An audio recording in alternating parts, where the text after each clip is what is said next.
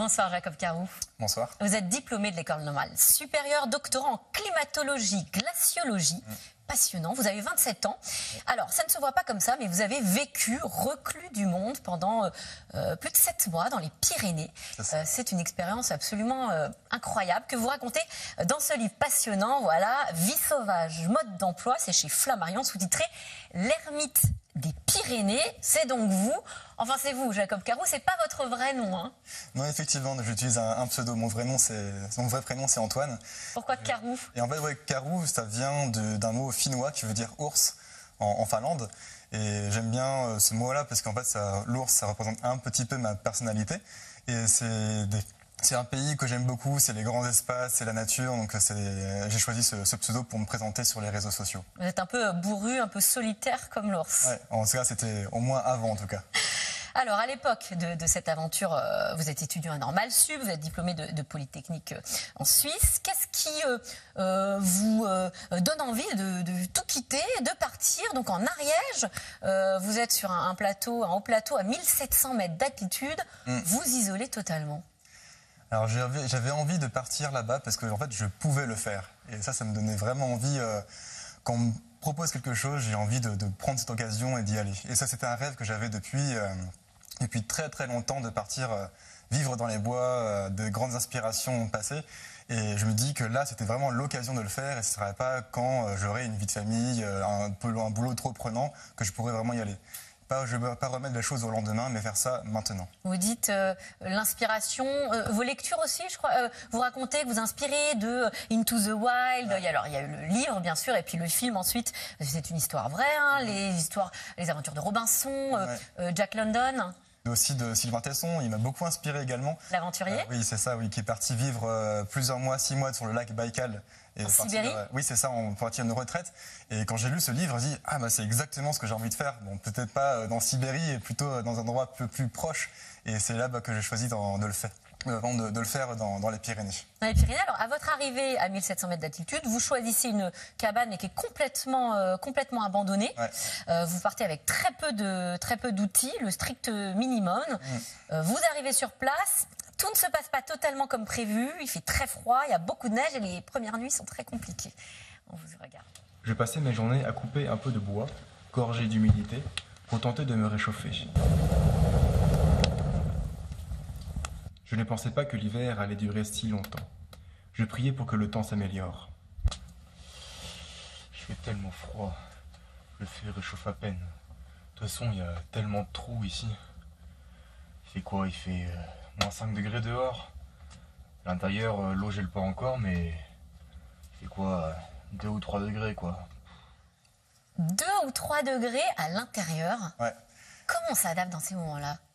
En fait, on fait avec ce qu'on a à notre disposition. Et là, je passais des journées entières dans mon sac de couchage parce que c'était le seul endroit où j'avais pas trop froid. Et à l'extérieur, il faisait dans les peut-être moins 10, moins 15, je ne sais pas combien exactement.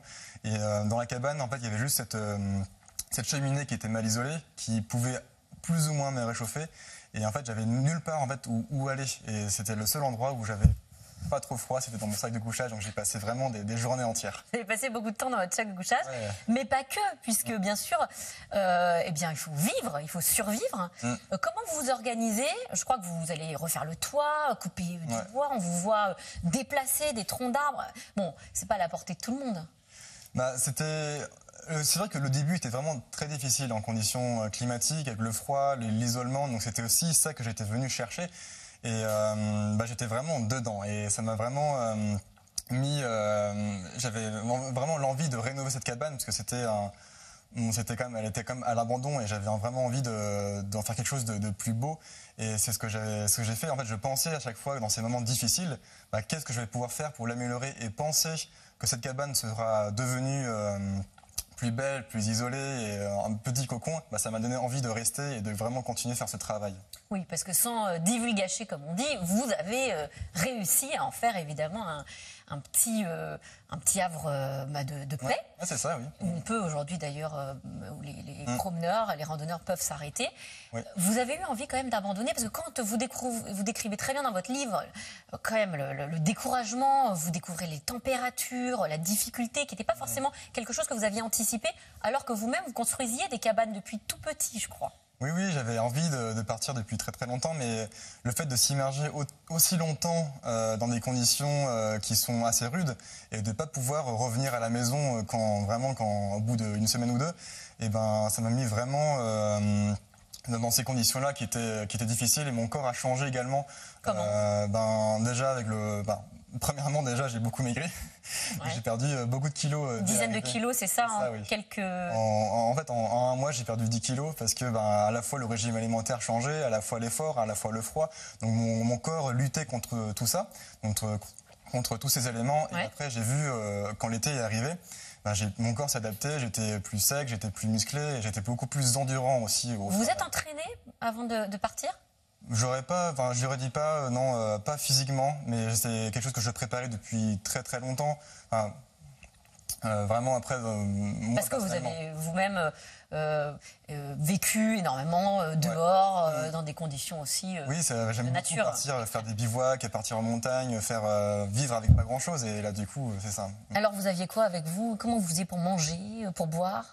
Pour manger, par exemple, au début, j'avais pris des provisions parce il y avait beaucoup de neige, donc impossible à faire pousser quoi que ce soit, ni à récupérer.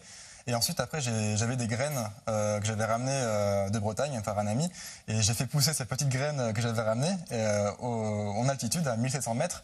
Et du coup, j'ai eu des patates, des choux, des poireaux, quelques tomates un petit peu.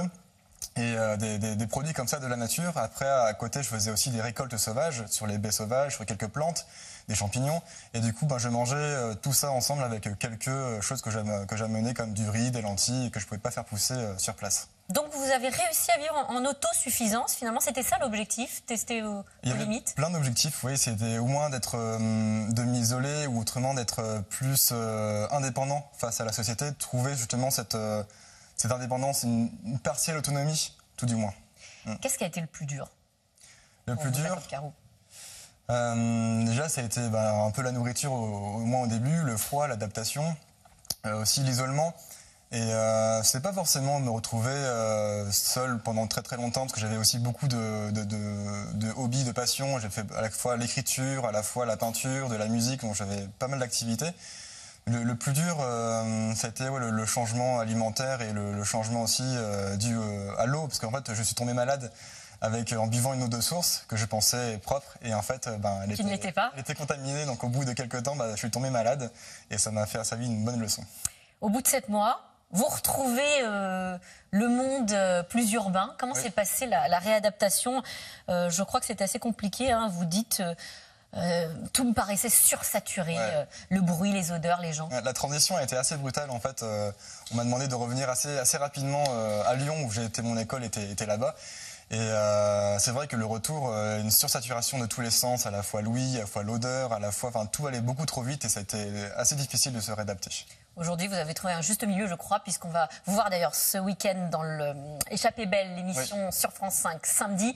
Et on va voir aussi que vous vivez dans un fourgon dans la vallée de Chevreuse. Donc vous arrivez à trouver une sorte de nomadisme, mais adapté à la vie aussi, plus en société. Voilà, plein d'idées pour vivre, pour ceux qui voudraient tester l'autosuffisance ou un isolement un peu plus lointain que rester en ville. C'est dans Vie sauvage, mode d'emploi, aux éditions Flammarion. Merci à vous. Merci beaucoup. Tout de suite, c'est dans l'air avec Caroline Roux, bonne émission.